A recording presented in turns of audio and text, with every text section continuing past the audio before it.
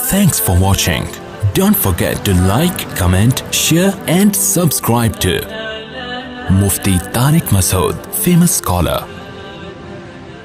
इसलिए फंटर मत बनो. इस्लाम ने जो दायरा खींचा है ना, देखो दो इंतहाएं हैं. एक इंतहा रहबानियत की तरफ लेके जाती है आपको, और एक इंतहा इबाहत पसंदी की तरफ, लिबरलिज्म की तरफ लेके जाती है. लिबरल लोगों के यहाँ इतनी आसानियाँ हैं कि निकाह के तकल्लुफ़ की भी ज़रूरत नहीं है. वैसे वो तकरीरें करते हैं कि ये मौलाना लोग कम उम्र लड़कियों, इस बाज़ उलमा ने की है ना, तो शादियाँ करते हैं और यूँ करते हैं. खुद क्या कुछ करते हैं रात की तन्हाइयों में, कितनी कितनी लड़कियों से दोस्तियाँ लगाते हैं. इस पर इनको कोई एतराज़ नहीं होता. एक तरफ ये लिबरलिज्म है जिनकी ख्वाहिशात के दरवाजे चौपट खोल दिए, हलाल और हराम का फ़र्क मिटा दिया. दूसरी तरफ वो मजहबी जुनूनी तबका है जो रहबानियत की तरफ लेके जा रहा है आपको. रहबानियत जो ईसाइयों ने वज़ा की थी कि नहीं भाई बस अल्लाह अल्लाह करना है, बैठ के घर पालना, बीवियाँ पालना, बच्चे पैदा करना और उनके लिए कमाना, ये नहीं है. मुल्क को एटमी पावर बनाना, बस अल्लाह पे तवक्कुल करो. मुल्क को एटम बम बनाने देने की ज़रूरत बोलो नहीं. नमाज से सारे काम हो जाएंगे. अगर नमाज से आपकी सारी हिफाजतें होती तो कुरान सहाबा को ये हुक्म देता सूरह निसा में कि नमाज में भी असलहा ना उतारो, असलहा पहन के नमाज पढ़ो. वद्दल्लज़ीना कफ़रू लौ तग़फ़ुलूना अन अस्लिहतिकुम व अम्तिअतिकुम, क्योंकि काफिर ये चाहता है कि तुम असलहे से और जंगी सामान से गाफिल हो जाओ और तुम्हें नमाज की हालत में देखकर अचानक हमला कर दे तुम पे. है भाई, बोलते क्यों नहीं?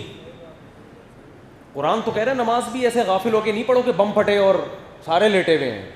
हिफाजत का नमाज के दौरान इंतज़ाम होना चाहिए. लोगों को गार्ड पे एतराज़ होता है. हमारे हज़रत मुफ्ती रशीद अहमद साहब के गार्ड था, नमाज में मिंबर पे आके खड़ा हो जाता था वो, ऐसे रिपीटर लेके ना, यूं यूं दे.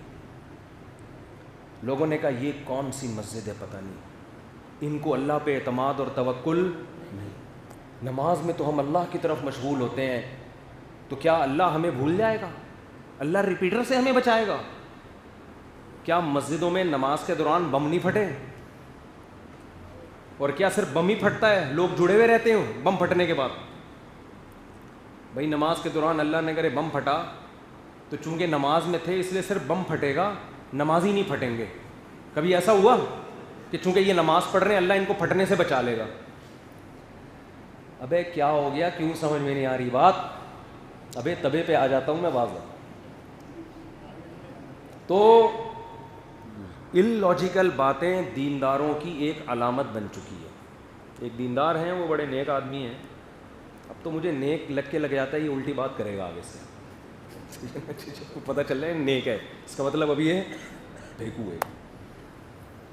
मुझे तो वैक्सीन पे हर वक्त ना मलामतें पड़ती रहती हैं, जैसे पता नहीं मैं कोई अल्लाह ना करे यहूदियों का एजेंट हूँ जो आपको वैक्सीन लगाने का मैंने डॉक्टरों के कहने पे मशवरा दे दिया. तो वो कहने लगी क्या वैक्सीन मुफ्ती साहब लगा के रखी हुई है, और क्या लोगों को बताओ ये यहूदियों की कितनी बड़ी साजिश है. एक साहब बैठे हुए थे, वो दूसरे मुल्क से आए थे. उन्होंने कहा यहूदी सबसे ज़्यादा खुद इससे परेशान है वैक्सीन से, जिसकी साजिश है ना. इलॉजिकल बातें, ना कोई रिपोर्ट है ना कोई खबर है. ठीक है आप ना मानो ना लगवाओ, लेकिन चुप करके बैठे रहो, ये अच्छा नहीं है. जब आपका पूरी तहकीक नहीं है, दज्जाल का वैक्सीन से अल्लाह की कसम कोई ताल्लुक नहीं है. दज्जाल आएगा, अपने टाइम पे आएगा, जो करना है वो करेगा. हर चीज जो आपकी समझ में नहीं आ रही दज्जाल के खाते में डाली जा रही है. कह रहे ये जो पाउडर के दूध है ना ये दज्जाली साजिश है. मैंने कहा यार मैं भी डब्बे और पाउडर के दूध का बिल्कुल कायल नहीं हूँ, भैंसों के दूध का कायल हूँ. जो निकलता है वो मेंढक भी उसमें जाते हैं. आपको शुक्र करो ये छान के देते हैं. हकीकत बता, गवाले जब दूध देते हैं ना तो भैंस इतना नहीं देती जितना गवाला दे रहा होता है.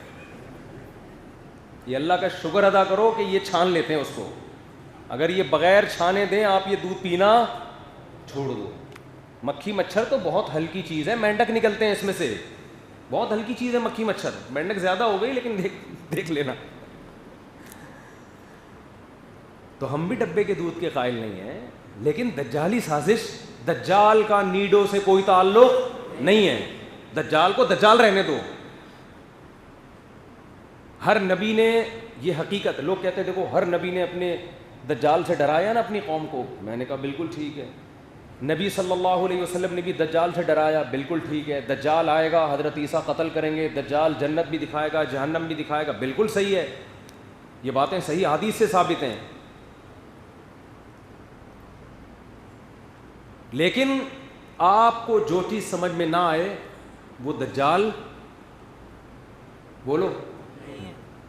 جیسے آپ کو امریکہ سے اگر دشمنی ہے, دو بندے گلی میں لڑ رہے ہیں, یہ کس کی سازش ہے؟ امریکہ کی. بھائی امریکہ کی سازشیں ہم مانتے ہیں. آپ کے گھر میں جو لڑائی ہو رہی ہے اس کا امریکہ سے کوئی تعلق. ہر چیز امریکہ کے کھاتے میں مت ڈالو. اور روحانی عامل ڈالے گا ساس کے کھاتے میں کہ تمہاری ساس نے کروایا ہے, سوکن کے کھاتے میں ڈال دے گا کہ میاں بیوی کی لڑائی لڑوائی ہے. وہ روحانی عامل اسی کھاتے میں ڈالتا ہے, حالانکہ وہ ان کا اپنی غلطی ہے, لڑ رہے ہیں آپس میں. ان لاجیکل باتیں. تو دجال کے کھاتے میں نیسلے کا پانی دجال میں ڈالا ہوا تھا. نیسلے اور یہ ایکوفینا اور یہ جو پانی آ رہے ہیں نا کمپنیوں کے, یہ ڈاکٹر آپ کو بتائیں گے یہ فائدہ مند ہے یا نقصان دہ ہے. یہ میں بھی ڈاکٹروں سے ہی پوچھتا ہوں. اس میں دو رائے ہو سکتی ہیں, وہ کہ فائدہ مند ہے, کوئی کہ نقصان دہ. میرا یہ ابھی موضوع نہیں ہے, ورنہ ایک نئی جنگ چھڑ جائے گی. تو لیکن میرے بھائی اس پانی کا دجال سے کسی قسم کا کوئی تعلق نہ. یہ دجال کی تیاری ہے پانی, نہ دجال سے اس کا کوئی تعلق ہے. پولیو کے قطرے دجال کے باپ کو بھی معلوم نہیں ہے.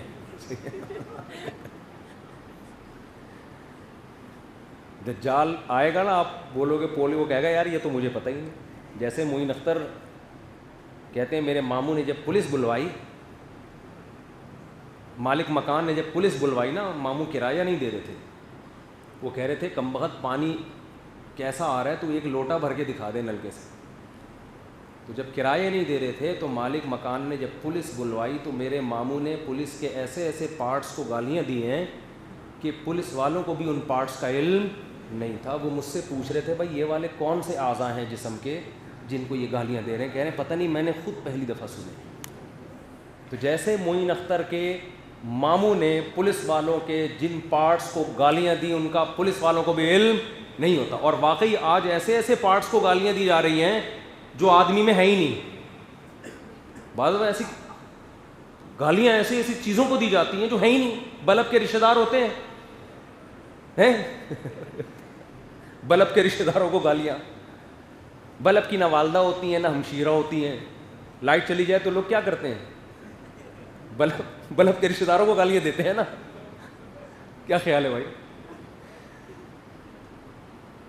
تو بلب کے تو کوئی رشتہ دار نہیں ہوتا, لیکن بلب کے رشتہ داروں کو گالیاں.